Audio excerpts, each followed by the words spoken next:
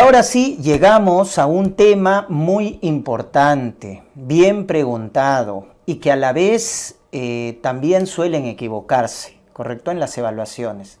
Entonces quiero que presten bastante atención, por favor, ¿ya? Lo que respecta a las hepatitis virales. ¿Estamos? Muy bien. Vamos a comenzar con lo que viene a ser el virus de la hepatitis A. El virus de la hepatitis A pertenece a la familia de los picornavirus, ¿correcto? Es un virus que se transmite por vía digestiva, es decir, por transmisión fecal-oral. ¿Ya? Miren, la misma familia del coronavirus, ¿correcto? Es un picornavirus y que tiene como material genético un ARN. Esta infección por virus de la hepatitis A solo produce cuadro agudo, doctores, no cronifica. ¿Correcto? No cronifica. Muy bien. Podemos decir entonces que su principal vía de transmisión es la vía fecal oral, por alimentos, por agua contaminada. Su periodo de incubación es de 2 a 6 semanas y es típico en la edad pediátrica. Ese es el clásico caso clínico que te van a preguntar. Un niñito en edad escolar, preescolar, ¿no es cierto?, que viene con fiebre, con astenia, y hasta ahí puede ser cualquier cosa, ¿no? Porque en los niños, imagínense, viene con fiebre y puede ser cualquier cosa, pero ya te orienta el diagnóstico cuando te dicen dolor en hipocondrio derecho, o hay hepatomegalia, o hay ictericia, ¿no es cierto? Pero la ictericia es tardía. Recuerden, en la fase prodrómica, el niñito viene con fiebre, con astenia, con anorexia, con dolor en hipocondrio derecho. Ya al final aparece ictericia, coluria, lo típico, ya te orienta, ¿no? Entonces, un niñito con esas características y aparte como la transmisión es fecal oral, otros compañeritos de su colegio, etcétera, también, ¿no? Se infectan. Entonces, es algo típico en las guarderías, etcétera. Entonces, eso hay que tenerlo en cuenta, ¿ya? Entonces, en los niños se presenta con esa manifestación. Pero, ojo, quiero que recuerden un concepto, ¿ya? En el 90% de los casos de los niños con hepatitis A, ¿ya?, la clínica es, en este caso, inespecífica y el 90% es anictérica. Ojo con ese dato. O sea, la mayoría de los niñitos no hacen ictericia cuando están infectados por hepatitis A. Ya, la mayoría. ¿Quiénes son más sintomáticos? ¿Quiénes más se complican? Los adultos.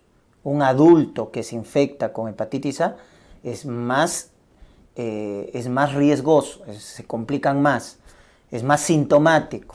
Estamos, a diferencia de los niños. Los niños lo pasan como una infección común y corriente, ¿ya? Muy bien, ese es el estado serológico. Pueden ver ahí en la imagen, ¿no?, lo que viene a ser la viremia, ¿no? Y esa viremia en la fase prodrómica justamente es la que produce fiebre, astenia, anorexia, etcétera, ¿no? Luego se va excretando en heces, eso justamente permite el contagio, ¿no?, con otros niñitos en su entorno, ¿ya? Porque finalmente la transmisión es vía fecal oral, ¿no es cierto?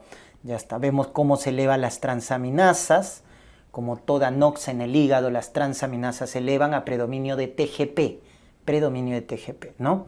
Y miren cómo la respuesta inmunitaria primaria es con el IgM, ¿no? Con el IgM contra el virus de la hepatitis A.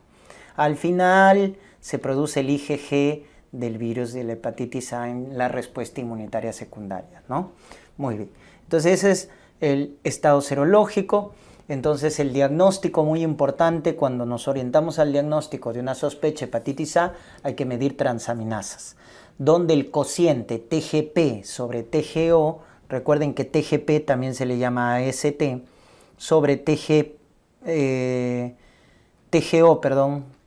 es el AST, sobre TGP, el cociente siempre es bajo, menos de 1, miren, ¿ya? ¿Y eso por qué? Porque recuerden que el TGP es el que se eleva más, ¿ya? Entonces, en las hepatitis virales, la elevación de las transaminasas, sobre todo es a predominio de TGP.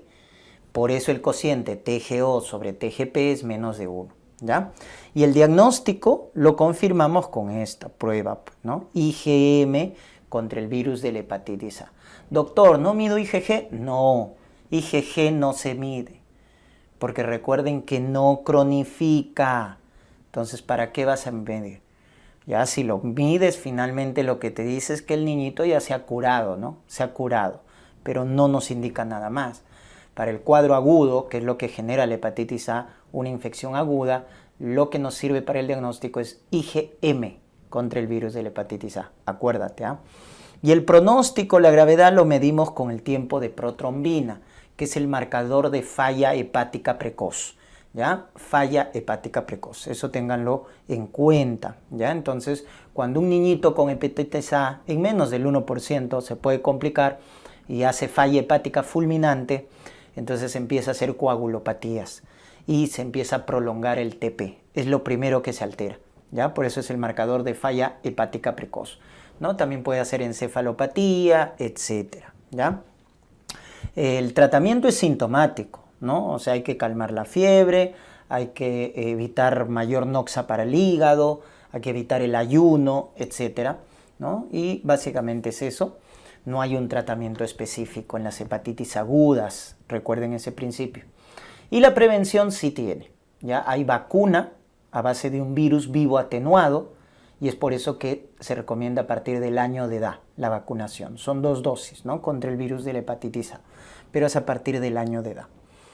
Muy bien, vamos con el otro, el virus de la hepatitis E, pertenece a la familia Epeviridae. Epeviridae también es un virus de tipo ARN y principalmente de infección aguda, pero puede cronificar, ¿correcto? Y por ahí apúntenle, es raro, pero puede. ¿En quién? En inmunosuprimidos, ese es el dato. En inmunosuprimidos, pacientes con VIH, etcétera, en ellos puede cronificar el virus de la hepatitis C, pero en la mayoría solo produce cuadro agudo, en la mayoría, ¿ya? Pero hay excepciones. Muy bien, el mecanismo también es similar, es vía fecal oral, pero también hay transmisión vertical. Entonces en el E como que hay excepciones, puede cronificar, aunque es raro.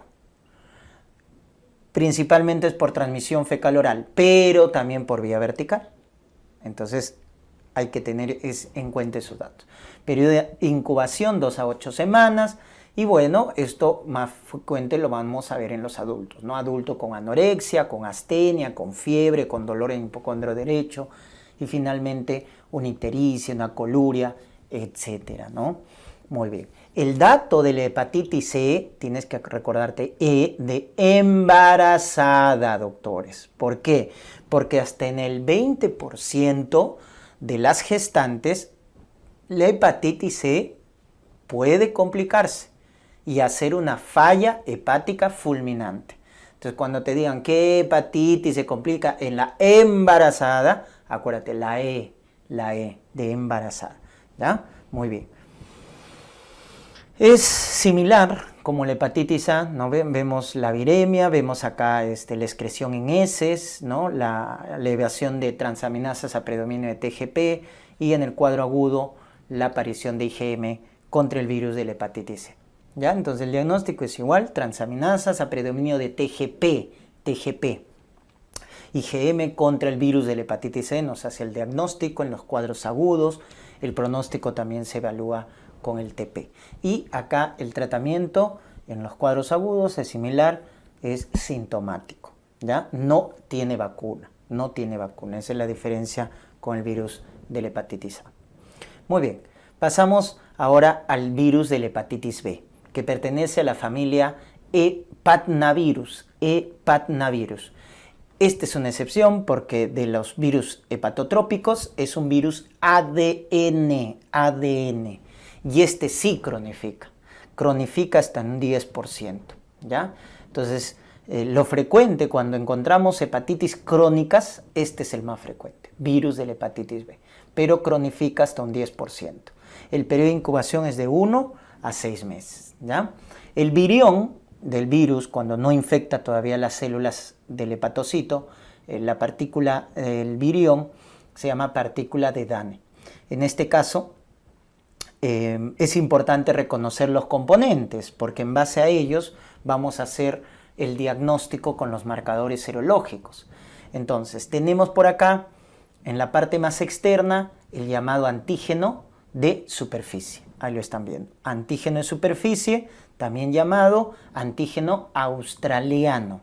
Antígeno de superficie, porque está en la parte más externa, también llamado antígeno australiano. ¿Correcto? Muy bien. Luego, en la parte más ya un poco interna, tenemos el antígeno E. El antígeno E, ¿ya? Que ya vamos a ver, es el que nos va a indicar que el virus se está replicando, ¿ya? El antígeno E. Luego tenemos el antígeno core, que ahí lo estamos viendo, ¿no? Ya en la nucleocápside, el antígeno core, ¿no? De núcleo, core. Y este es el antígeno que no se mide, ya lo vamos a ver, no se mide, ¿ya? En los marcadores serológicos. Lo que medimos es el anticuerpo contra el core, no el antígeno contra el core, ¿ya? Pero quiero que reconozcan para que luego ya empecemos a razonar.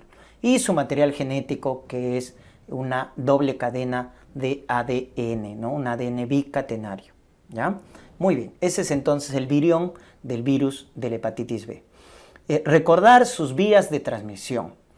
La vía de transmisión más importante, recuerden, es la vía sexual, ¿correcto? Vía sexual, luego está la vía parenteral, ¿no es cierto? En este caso, transfusiones de sangre, etcétera, accidentes punzocortantes. Y finalmente la transmisión vertical, ¿ya? La transmisión transplacentaria. Entonces, esas son las principales vías de transmisión en orden de importancia, ¿ya? Muy bien. En la hepatitis B les quiero hacer recordar que es algo diferente al virus de la hepatitis A. ¿En qué sentido? En que mientras una persona se infecta a más temprana edad con virus de la hepatitis B, el pronóstico es peor. Es decir, si la mamá le contagia al hijito, al recién nacido, mal pronóstico, porque se está contagiando desde los primeros años de vida. Entonces, mal pronóstico. O sea, mientras más joven nos contagiamos contra hepatitis B, el pronóstico es peor. El paciente va a hacer una infección crónica más acelerada, y recuerden que esa infección crónica de la hepatitis B va a evolucionar a una cirrosis, y esa cirrosis a un hepatocarcinoma, ¿ya? Entonces acá no pasa desapercibido a edades tempranas, ¿no? Como pasa en el caso de la hepatitis A. Muy bien, miren el curso. La infección aguda de la hepatitis B puede tener diversos cursos en la patogenia, en la enfermedad. La mayoría, felizmente, se cura, un 90 a 95%, pero un 5-10% cronifica, y ahí hay que tener cuidado. Y en menos del 1% puede hacer una falla fulminante, con coagulopatía, con encefalopatía. Cuando una hepatitis empieza a dar alteración del sensorio, coagulopatía, se llama falla hepática fulminante, ¿ya? Tengan en cuenta eso.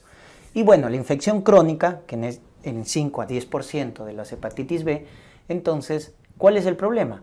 Que al cronificar, porque tienen activo el material genético, tiene el antígeno E, que nos indica que se está replicando, va a evolucionar a cirrosis, hasta en un 15 a 20%.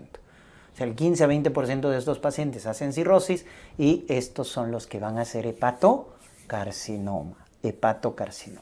Entonces, ese es ya el pronóstico más deleterio que pueda haber, ¿no? En una infección por hepatitis B. Muy bien, entonces ese es el curso que deben recordar. Importante los marcadores serológicos, ¿ya? Entonces hay que entenderlo, ¿ya? Quiero que ustedes razonen para que luego no tengan que memorizar, porque es la mejor manera para que no se olviden, ¿ya? Y no se equivoquen, no se confundan. Entonces miren, hay un periodo de incubación, ¿verdad? 4, 2 semanas, etc. Periodo de incubación, ¿no? Que es desde que ingresa el virus hasta que inician los síntomas. Ese es el periodo de incubación. Entonces, lo primero es definir una infección aguda. Una infección aguda es menos de 6 meses, ¿ya? Entonces ahí, ¿quién es el primero que va a aparecer? El primer marcador que va a aparecer en la infección por hepatitis B, infección aguda, es el antígeno de superficie. El antígeno de superficie es el primero en aparecer, ¿correcto? Es el antígeno australiano. Entonces, cuando te pregunten cuál es el primer marcador de infección por hepatitis B, el primer marcador serológico de infección por hepatitis B es el antígeno de superficie. Es lo primero que se puede reconocer, como están viendo, en infección aguda. Entonces, cuando este antígeno de superficie ingresa, lo que nos está indicando cuando sale positivo es que la persona tiene infección, ¿correcto? Ya está, es el primer marcador, acuérdate, el primer marcador, por eso lo estamos viendo en la infección aguda, ¿ya? Muy bien. Y bueno, la manifestación de una hepatitis aguda es fiebre, dolor en hipocondrio derecho, ictericia, astenia, etc., ¿no es cierto? Ya está. Luego tenemos ya la infección crónica, cuando pasa más de 6 meses, ¿correcto? La infección crónica cuando pasa más de 6 meses. Entonces, la mayoría son asintomáticos, ojo, en la infección crónica, pero pueden haber síntomas inespecíficos o puede haber esa falla hepática con coagulopatías, prolongación del TP, encefalopatías, etc. Pero quiero que vean acá, en la infección crónica, quién empieza a aparecer. Miren, este de acá, el anticore, ¿ya? El anticore, ojo, no es el antígeno. Anti es anticuerpo, antígeno es AG. Eso también suelen equivocarse. Antígeno es AG. Anticuerpo es así, ¿ya? Entonces eso reconozcan, pues muchas veces se equivocan, piensan que anti es antígeno. No, antígeno es AG, anticuerpo es anti. Entonces acá lo que se mide, miren, es anticuerpo contra el antígeno core, anticuerpo, porque ya les había mencionado, no se mide antígeno contra el core, es anticuerpo. Ahora, este anticuerpo contra el core puede ser IgM o puede ser IgG, ¿correcto? Entonces, cuando es IgM contra el core, infección aguda. Cuando es IgG contra el core, infección crónica. ¿Estamos? Entonces, miren cómo el anticore te define si es aguda o es crónica. Porque el antígeno de superficie lo que te define es que esté infectado. Tiene hepatitis B, ¿correcto? Tiene hepatitis B. Pero el que te define si es agudo o crónico es el anticuerpo contra el core. Si es IgM, agudo. Si es IgG, crónico. Doctor, ¿qué pasa si solo tengo antígeno de superficie? No puedo medir anticore. ¿Puedo diferenciar si es agudo o es crónico? Sí. Si el antígeno de superficie está positivo menos de 6 meses, es agudo. Si el antígeno de superficie está positivo más de 6 meses, es crónico. Es otra manera de definirlo, por el tiempo de enfermedad. Entonces, tener un antígeno de superficie menos de 6 meses, agudo. Más de 6 meses, crónico. Pero la forma más específica es con el anticore. IgM, agudo. IgG, crónico. Doctor, y acá veo otros marcadores. Sí, miren, el antígeno E lo que te va a indicar es replicación, que se está dividiendo, que se está multiplicando el virus. Por lo tanto, te va a decir si la hepatitis está o no activa, ¿correcto? Entonces, miren, ¿dónde es positivo el antígeno E? Al inicio, miren, en la infección aguda. Pues claro, porque el virus se está multiplicando en la infección aguda. Eso es lo que busca el virus. Luego va cayendo, miren ya. En algunas infecciones crónicas puede salir positivo. Entonces, cuando sale positivo este antígeno E, nos indica que el virus está activo, se está replicando. En cambio, cuando ya empieza a aparecer su anticuerpo contra el antígeno E, miren cómo se lo convierte acá, anticuerpo, entonces quiere decir que ya acá el virus está inactivo, ya no se está replicando. ¿Se dan cuenta? Entonces hay una seroconversión, ¿no? El antígeno E cae, entonces quiere decir que ya el virus no se replica y empieza a aparecer el anticuerpo contra el antígeno E, que es nuestra protección. Nos indica que el virus ya no se está replicando, ya no se está multiplicando. Entonces, más o menos así es como varían los marcadores serológicos, ¿ya? Muy bien. Recuerden que en la infección crónica por hepatitis B nos va a dar el famoso, a nivel anatomopatológico, el patrón de los hepatocitos en vidrio esmerilado. Vidrio esmerilado. ¿ya? Eso lo vemos en la infección crónica por hepatitis B. Y ojo que hay manifestaciones extrahepáticas, ¿correcto? Por hepatitis B. La más frecuente es una poliartritis crónica, así como una artritis reumatoide. Por eso algunos casos van a ver ustedes, cuando el reumatólogo, ¿no es cierto?, tiene una poliartritis crónica, ¿no?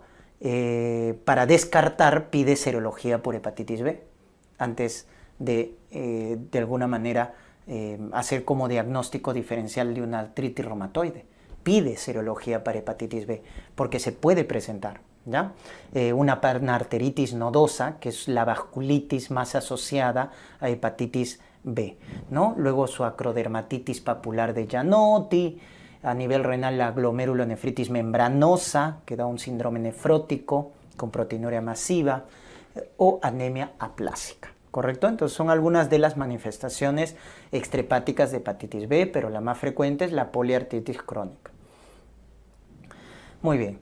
Doctor, sigo sin entender. Bueno, nuevamente, ¿ya? Quiero que quede esto claro. Entonces, miren, cuando el paciente está con infección, con clínica, entonces cuando evaluamos los marcadores serológicos, el primero que nos va a salir positivo cuando esté infectado, ¿quién es el primer marcador?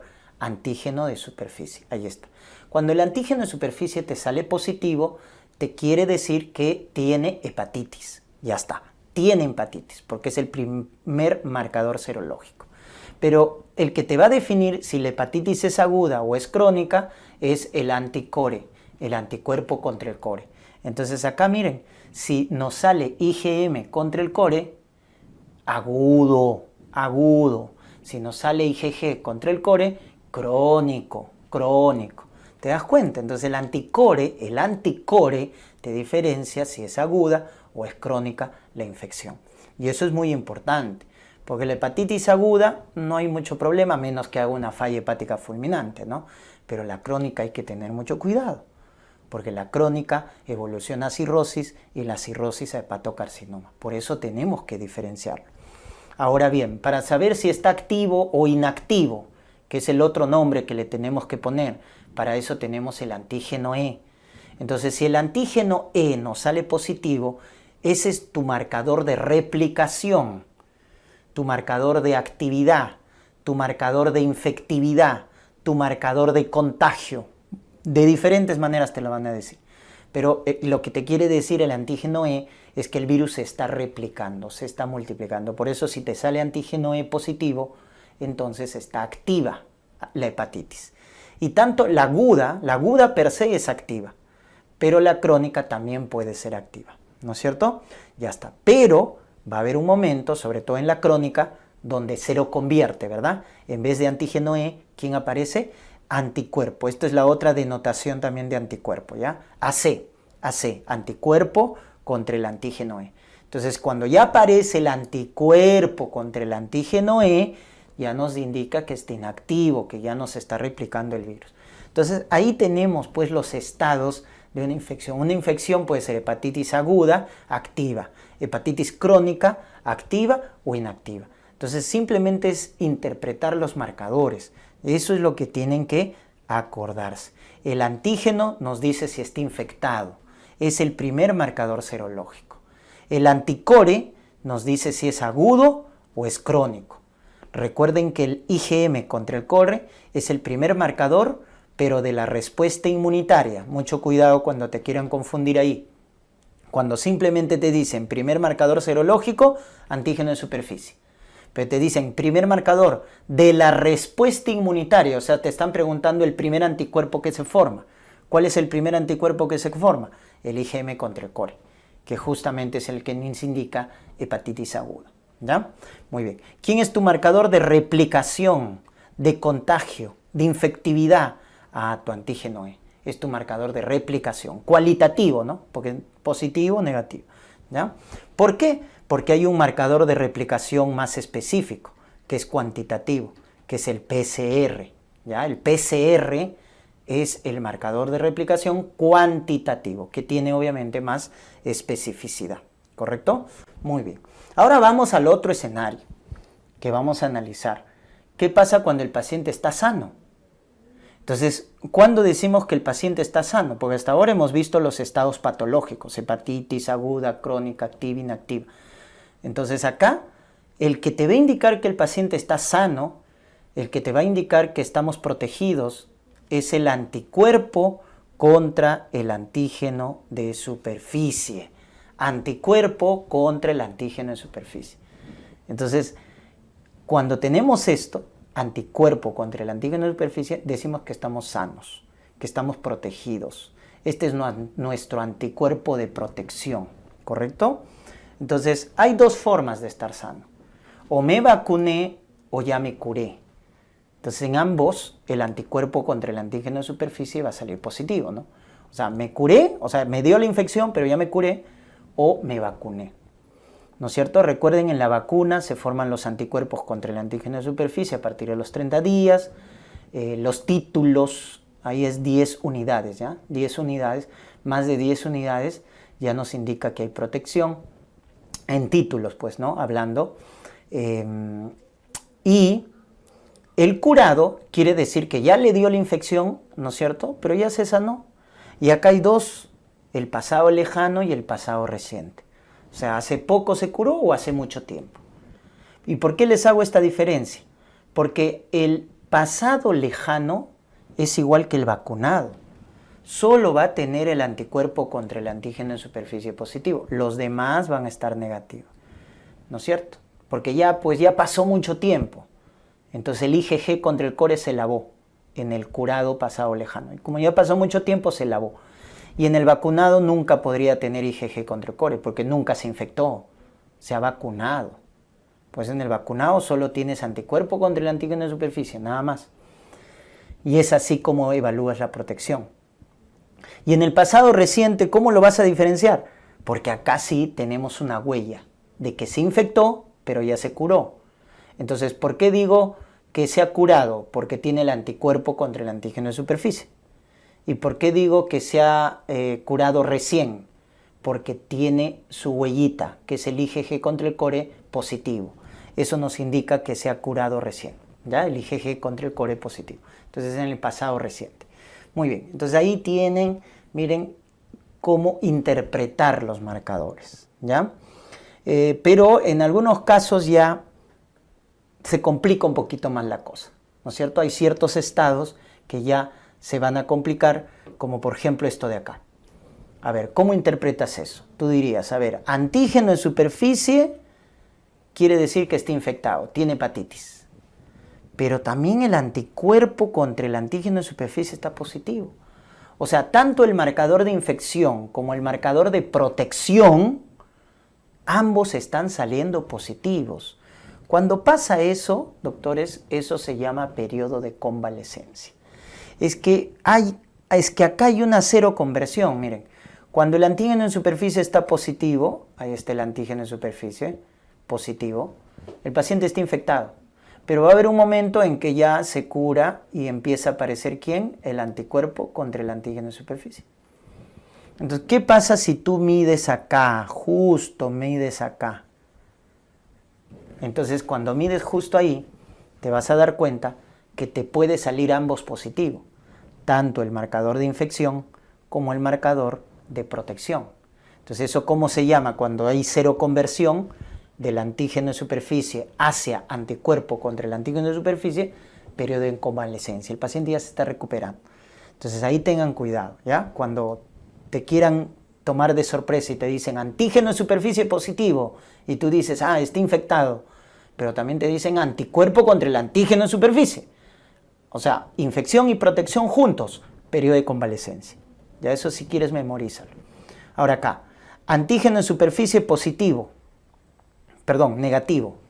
Tú dices, no está infectado. Antígeno de superficie está negativo. Pero el IgM contra el core, que es el primer anticuerpo que se forma en la infección, sale positivo. Entonces, ¿eso qué te está traduciendo? Periodo de ventana. Periodo de ventana. Pues acuérdate que el IgM contra el core es el primer anticuerpo que se detecta. Es el primer marcador en la respuesta inmunitaria. Entonces, cuando te sale antígeno de superficie negativo, pero el IgM core positivo, periodo de ventana. Y esto de acá, miren, es cuestión de interpretar. Antígeno E negativo. Entonces tú dices, si el antígeno E está negativo, quiere decir que no se está replicando, ¿verdad? Por defecto. No se está replicando, el virus está inactivo, correcto. Pero le mides PCR y el PCR, que es el marcador de replicación cuantitativo, te dice que la carga viral es alta. Entonces acá estás encontrando una discordancia, ¿verdad? Entre tu marcador de replicación cualitativo, que es el antígeno E, y el marcador de replicación cuantitativo, que es el PCR. Entonces, el antígeno E te engaña, ¿no? Te miente, ¿ya? Te miente y te dice, no se está replicando, pues salió negativo. Pero siempre hay alguien que viene y te dice la verdad. Entonces, ¿quién es ese? El PCR, porque es el más específico. Entonces, el PCR te dice, no, sí se está replicando. Sí se está replicando. Mira la carga viral, está alta. Entonces, al final, ¿a quién le vas a creer? Al PCR, pues. En realidad, este virus sí se está replicando. ¿Correcto? Entonces, cuando encuentras esa discordancia entre el cualitativo y el cuantitativo, eso se llama mutante precore, que tiene mal pronóstico tiene, ¿ya? Mutante precore se llama. Entonces, esos datos, esos estados, sí, memorízatelos porque no hay forma de interpretarlo, ¿no? Entonces, tienes que tenerlos en cuenta. Ya está. Si esto lo dominas bien, y esto obviamente tienes que repasarlo, ver, ¿no es cierto?, con las preguntas, con las evaluaciones, etc. Si esto lo dominas bien, entonces ya tienes asegurado por ahí las preguntas de hepatitis B, porque esto es lo que más fallan, doctores, lo que más falla, ¿ya? Entonces hay que repasarlo, practicarlo, ponerlo a prueba. En el tratamiento, ¿ya? Las infecciones agudas, recuerden que solo necesitan manejo sintomático, ¿ya? Manejo sintomático. El que sí va a requerir manejo con antivirales específico es la infección crónica, ¿ya? Y acá les quiero hacer recordar los escenarios según el Ministerio de Salud, ¿ya? Entonces tenemos el escenario 1, el 2, el 3, el 4, el 5, el 6 y el 7, ¿ya? ¿Y cómo se diferencian estos escenarios? Con los criterios. ¿Tiene o no tiene cirrosis? ¿Cómo están las transaminasas? ¿Cómo está la carga viral? ¿Cómo está el antígeno E? Entonces acá te comparo, ¿no? Transaminasas, carga viral, que es el marcador de replicación cuantitativo, y antígeno E, que es el marcador de replicación cualitativo. Y en base a ello te voy a diferenciar y te voy a poner 7 escenarios para decidir a quién tratar y a quién no, ¿correcto? Entonces el escenario 1, tú rápido lo distingues. ¿Por qué? Porque es el único que tiene cirrosis. O sea, si te dice paciente con hepatitis B crónica y ya tiene cirrosis, escenario 1. Escenario 1. Si te dice no tiene cirrosis, tiene altas sus transaminasas y alta carga viral por el PCR. Ese es el escenario 2. Cuando no hay cirrosis, pero tienes alta carga viral y bien aumentado las transaminasas. Escenario 2. Escenario 3 es el que tiene un poco de elevación de las transaminasas y su carga viral también está elevada, ¿ya? Pero no está tan elevada las transaminasas, están elevadas, pero no tanto, ¿ya? Muy bien. El escenario 4 es un paciente mayor de 30 años que tiene las transaminasas normales, normales, pero la carga viral, el antígeno E han salido positivos. Entonces, nos está indicando que el virus se está replicando, porque tanto el cualitativo como el cuantitativo nos salen altos, pero sus transaminasas están normales, ¿correcto? Entonces ahí tenemos el escenario 4, ¿correcto? ¿Y por qué les hago mención? Porque estos 4 escenarios son candidatos para iniciar tratamiento con antivirales. Entonces cuando te preguntan ¿a qué hepatitis B crónica voy a tratar? Voy a tratar al paciente con hepatitis B crónica que tiene cirrosis, que es el escenario 1, el 2 y el 3, que es el que tiene transaminasas altas con carga viral alta, y el 4 también, que es el paciente más de 30 años, que sus transaminasas están normales, pero su carga viral está alta. Entonces, date cuenta que si hay cirrosis, si las transaminasas están elevadas, si la carga viral está elevada, en una hepatitis B crónica hay que dar tratamiento. Son criterios que te indican que hay que dar tratamiento, es mejor, ¿ya? Muy bien. Porque el escenario 5 es cuando el paciente tiene transaminasas normales y su carga viral está baja. Ese es el escenario 5. El escenario 6 es transaminasas normales, la carga viral está alta, antígeno E positivo, pero tiene menos de 30 años. Es muy joven, es muy joven. Y el escenario 7, transaminasas normales, y acá miren, carga viral alta y antígeno E negativo, antígeno E negativo. Pero lo que quiero que vean acá, que tienen en común todos estos, es esto, miren, esto de acá ya, transaminasas normales. Ese es el dato. Cuando tengas una hepatitis B crónica con transaminasas normales, es mejor diferir el tratamiento. O sea, todavía no hay que iniciar tratamiento. Doctor, pero el escenario 4 tiene transaminasas normales. Sí, pero es mayor de 30 años. Esa es la diferencia. Mayor de 30 años. A pesar que la carga y el antígeno. Porque acá también tienes carga viral alta, esto, pero es menos de 30 años. ¿Se dan cuenta? Entonces, ahí el criterio es transaminasas normales, ¿no? Ya está. Tengan en cuenta ese dato. Muy bien, eso lo he hecho en función de los escenarios de MINSA, ¿ya? Entonces, si te dicen hepatitis B crónica con cirrosis, con transaminasas altas, con carga viral alta, con antígeno E positivo, de tratamiento. Porque mientras las transaminasas están altas, mientras la carga viral está alta, te está indicando que la hepatitis crónica está activa. Y cuando está activa, hay que darle tratamiento. Porque si no va a progresar a cirrosis y hepatocarcinoma. Miren los factores de buen pronóstico. ¿Cuáles son los factores de buen pronóstico? Que tengan transaminasas altas previa al tratamiento. Y tú te preguntarás, pero doctor, ¿por qué? Porque cuando las transaminasas están altas, doctores, nos indica que el paciente va a responder al tratamiento. Tú te preguntarás acá, ¿por qué inicias tratamiento cuando las transaminasas están altas? Porque eso nos indica que va a responder al tratamiento antiviral. Y por acá, si las transaminasas están normales, ¿por qué detenernos en el tratamiento? Porque no va a responder al tratamiento. Por eso, esto es buen pronóstico, que las transaminasas estén elevadas, porque te indica que va a responder al tratamiento. Entiéndalo de esa manera. Ojo, aunque suene un poco irónico, ¿no? Transaminasas altas, buen pronóstico, sí, porque va a responder al tratamiento antiviral. Que tenga baja carga viral, eso sí, baja carga viral previo al tratamiento es buen pronóstico. Que sea una infección adquirida en comparación de la vertical, ¿te recuerdas? Porque mientras más niñito, peor el pronóstico. Entonces, mejor adquirido en comparación de la vertical, si tiene hepatitis activa, si es mujer, si no tiene coinfección con VIH o hepatitis delta, ¿no? Son factores de buen pronóstico. ¿Y qué antiviral damos para el manejo crónico? Tenofovir. Tenofovir es un antiviral que se va a emplear para tratar las hepatitis B crónicas, activas, con carga viral alta. Tenofovir. Y que también se puede emplear en la gestante. Ojo, gestante infectada con hepatitis B, también podemos dar tenofovir sin ningún problema. Pero cuando el tenofovir no lo puedes utilizar, porque la tasa de filtración glomerular está baja, menos de 50 mililitros por minuto, tiene osteoporosis o tiene alguna enfermedad hematopoyética, en esos casos, ¿quién ingresa como alternativa? Entecavir. Entonces, cuando hay falla renal, cuando hay osteoporosis, cuando hay enfermedad hematopoyética, ya no puedes usar tenofovir. En esos casos usas entecavir, ¿ya? Para el tratamiento. Muy bien.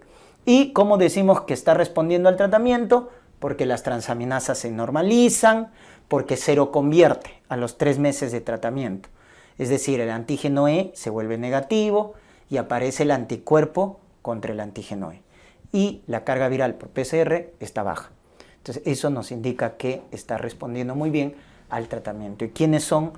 Sobre todo los del escenario 1, 2, 3 y 4. Muy bien. Recordar que hay prevención, ¿correcto? Hay vacuna contra la hepatitis B, felizmente, ¿ya? ¿Y por qué les hago mención de la gamma globulina? Esto es para los recién nacidos. Por ejemplo, una mamá que esté infectada por hepatitis B activa y tiene su bebito, recuerden, todo recién nacido va a recibir su vacuna contra hepatitis B, eso es de ley, vacuna contra hepatitis B. Pero si ese bebito nace de una mamá con infección activa por hepatitis B, a ese bebito le tienes que colocar, además de la vacuna, gamma globulina contra el virus de la hepatitis B. Eso quiero que te acuerdes, ¿ya? Entonces, si tienes una gestante que tiene antígeno de superficie positivo, o sea, está infectada con hepatitis B, al bebito le tienes que colocar vacuna más gamma globulina. Le agregas gamma globulina si está infectada por hepatitis B, ¿ya? Ese es el dato. Muy bien. Luego tenemos la hepatitis C. La hepatitis C pertenece a la familia de los flavivirus. Este tiene material genético ARN y este es el dato que quiero que recuerden. Ojo, cronifica hasta un 85%. O sea, si te infectas con hepatitis C, hay más riesgo de cronificar. No estoy diciendo que es el más frecuente, ¿ah? Porque más frecuente tenemos infectados por hepatitis B, por frecuencia. Pero cuando hablo de riesgo, hepatitis C tiene más riesgo de cronificar, porque estamos viendo, hasta un 85% cronifica en su progreso. Muy bien, su periodo de incubación de 2 semanas hasta 6 meses, ¿no es cierto? Y las vías de transmisión es principalmente por vía parenteral. Entonces, a la cabeza, los adictos a droga por vía parenteral, a la cabeza. Politransfundidos, ¿no es cierto? Los pacientes politransfundidos, sobre todo antes del año 2000, ¿no? Porque en el Perú los bancos de sangre recién hacían despistaje, ¿no?, de los paquetes de sangre a partir del año 2000 contra hepatitis C. Antes de eso no. Entonces los politransfundidos, los que recibieron sangre, etcétera, y los pacientes en hemodiálisis, ¿ya? Entonces la principal vía de transmisión, recuerden, es la vía parenteral, ¿ya? Por eso acá a veces nos asustamos cuando tenemos un accidente punzocortante y pensamos, ¿no?, rápidamente en contagio con VIH o hasta hepatitis B, ¿no? Pero ojo, cuando hay un accidente punzocortante, el que más me debe preocupar es hepatitis C, porque este es el que tiene más riesgo de cronificar y es el que tiene más posibilidad de infección en un accidente punzocortante, porque su principal vía de transmisión es la vía parenteral, ¿ya? Entonces, cuando tengo un accidente punzocortante, el que tiene más riesgo para transmisión es hepatitis C. Luego está el B, luego VIH, ¿ya? Pero mucho cuidado, tengan en cuenta eso, ¿ya? Preocúpense más por el hepatitis C cuando hay un accidente punzocortante, cuando se hacen tatuajes, piercings, ¿no? Ahí está hepatitis C, porque es por transmisión parenteral, ¿ya? Muy bien. El curso, recuerden, crónico hasta un 85%, ¿no? Cirrosis de estos el 20% y 25% de estos pacientes que hacen cirrosis, hepatocarcinoma. Ese es el gran problema de los que cronifican, ¿no?, que pueden llevar hepatocarcinoma. Muy bien, para el descarte, el ELISA, que mide anticuerpo contra hepatitis C, y el PCR, que mide tu carga viral. Si ambos son positivos, te están confirmando el diagnóstico de hepatitis C. Ahora, si el anticuerpo es positivo, pero el PCR negativo, es un falso positivo, hay que repetir la prueba. Y si es al revés, tu anticuerpo negativo, pero tu PCR es positivo, eso es periodo de ventana, ¿ya? O también se ve en casos de inmunosupresión. Paciente, por ejemplo, que está coinfectado con VIH, tu anticuerpo te va a salir negativo, pero tu PCR es positivo, ¿ya? Muy bien, entonces eso recuérdense. Muy bien, entonces 80% de los casos de la hepatitis C son asintomáticos. Entonces muchos se infectan con hepatitis C y nunca se enteraron. ¿Cuándo se van a enterar? Cuando vienen con cirrosis, cuando vienen con hepatocarcinoma. Entonces hay que tener en cuenta que el 80% de los casos, asintomático. Por eso ya está probado el tamizaje.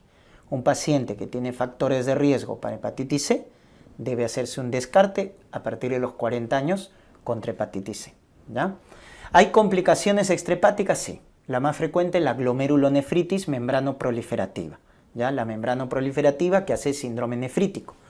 De las vasculitis, la que más se asocia a hepatitis C, acuérdense, C de crioglobulinemia, ¿ya? También PTI, linfoma no Hodgkin, líquen, porfiria, también están asociadas a la infección por hepatitis C. Esta es bien variada, ¿ya? Muy bien. En su estudio anatomopatológico, la infección crónica se asocia a una hepatitis de interfaz, así se llama, hepatitis de interfaz. Y recordemos los factores de buen pronóstico. ¿Cuáles son los factores de buen pronóstico? El genotipo 2 y 3. ¿ya? Esto es contradictorio a dengue, ¿no? Siempre les hago recordar eso. En dengue, ¿se acuerdan los serotipos? Pues, ¿no? 2 y 3 en dengue es mal pronóstico, son los más graves. Pero en hepatitis C es buen pronóstico, el 2 y el 3 es buen pronóstico, ¿ya? De los genotipos, de los 6 o 7 genotipos que hay. Muy bien. Carga viral baja es buen pronóstico, ausencia de cirrosis es buen pronóstico, joven, leptosómico, ¿no? O que responda al tratamiento antiviral, ¿ya? Esos son los factores de buen pronóstico. Muy bien. Y el tratamiento es con antivirales. Hepatitis C hay que dar el esquema pangenotípico. Como son varios genotipos, entonces es mejor dar el sofosbuvir más belpatasavir. Ese es el esquema pangenotipo y es el que más se utiliza. Sofosbuvir más belpatasavir, ¿ya? Podemos reemplazar el segundo por daclatasavir, ledipasvir, pero cubren a menos genotipos. Entonces la ventaja del primero es que es el esquema que se propone por el Ministerio de Salud como el esquema pangenotípico, ¿ya? Porque antes clásicamente se utilizaba como tratamiento esto, ¿no? El interferón alfa más ribavirina, que todavía lo pongo porque hay algunas evaluaciones por ahí que la consideran. Interferón alfa más ribavirina, era el núcleo del tratamiento. Y se daba por 6 meses si eran los genotipos de buen pronóstico, 2 y 3. Y por 1 año si eran los de mal pronóstico, que era el 1 y el 4. ¿Ya? Esa era la diferencia. Muy bien, y finalmente el virus delta. El virus delta es un virus incompleto, doctores, porque necesita de otro virus para infectar. Es o contiene material ARN, pero es defectuoso, ¿ya? ¿Y con quién más se asocia? Con el virus de la hepatitis B, hasta en un 5%, ¿ya? La vía de transmisión también es similar a la hepatitis B, sexual, parenteral y vertical, ¿correcto? Y vamos a tener acá 2 estados en el virus delta, la coinfección y la superinfección. Entonces hay que diferenciar estos 2 estados de la infección por el virus delta, el virus incompleto. Miren, la coinfección tiene un periodo de incubación de 1 a 6 meses, se puede complicar con una hepatitis aguda fulminante, ¿correcto? ¿Y qué es la coinfección? La coinfección es un paciente que tenía hepatitis B aguda y sobre esa hepatitis B aguda el paciente se infecta con el virus delta, ¿ya? Entonces se presenta de esa manera. Es un paciente que tenía hepatitis B aguda y se coinfecta con el virus delta. Ya está. Entonces, ¿cómo van a ser sus marcadores serológicos? ¿Quién te dice que está infectado por hepatitis B? El antígeno de superficie. Ahí está. Positivo quiere decir que tiene hepatitis. ¿Quién te dice que es aguda? Ah, el IgM contra el core positivo. Ahí está. IgM contra el core positivo, agudo. Ya está. ¿Y quién te dice que ha entrado el virus delta? Ah, anticuerpo contra el virus delta. ¿Se dan cuenta? Es cuestión de interpretar. Entonces, hepatitis, antígeno de superficie. Aguda, IgM contra el core. Y sobre eso ingresa el delta, anticuerpo contra el virus delta. Entonces, en el gráfico lo vas a ver así, ¿no es cierto?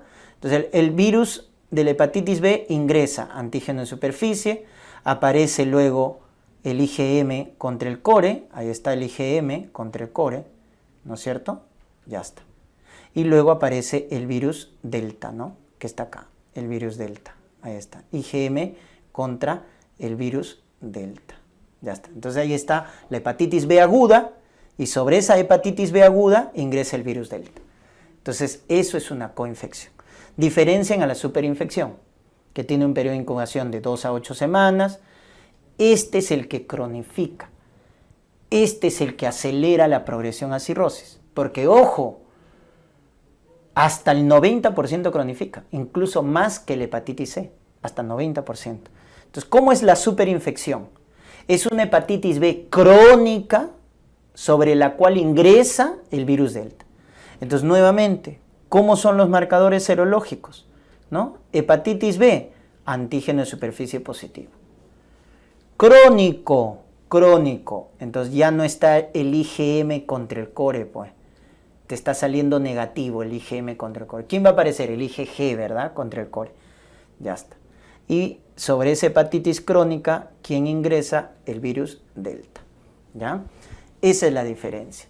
Entonces, si tienes una hepatitis B aguda y sobre eso ingresa el delta, coinfección. Si tienes una hepatitis B crónica y sobre eso ingresa el delta, superinfección. Creo que está clara la diferencia. Acá vemos, ¿no? Ya es una hepatitis B crónica y sobre eso ingresa el virus delta, ¿ya? Entonces, ¿por qué no le he puesto acá IgG? Algunos se preguntarán, doctor, pero no me confunda, ¿por qué no pone IgG contra el core? Bueno, la razón es que si te preguntaran entre estos dos estados, ¿quién es el marcador que te hace la diferencia? El del medio, porque si ves los extremos son iguales. Entonces, el que te va a diferenciar la coinfección de la superinfección es la presencia o ausencia del anticuerpo contra el core, IgM. Esa es la diferencia, porque en ambos vas a tener antígeno de superficie positivo. En ambos vas a tener al anticuerpo contra el virus delta. Entonces, ¿quién te va a hacer la diferencia? El IgM contra el core. Si el IgM contra el core está positivo, coinfección. Si el IgM contra el core está negativo, por ende IgG contra el core positivo, superinfección. ¿Te das cuenta? Entonces, el anticore es el que te diferencia estos dos estados. Muy bien. Tratamiento interferón alfa, doctores. Ya para el virus delta se emplea interferón alfa. Muy bien. Ya, entonces repasen por favor muy bien sus marcadores serológicos. Tienen bastante tarea. Repasen, practiquen, autoevalúense para poder familiarizarse con los marcadores serológicos.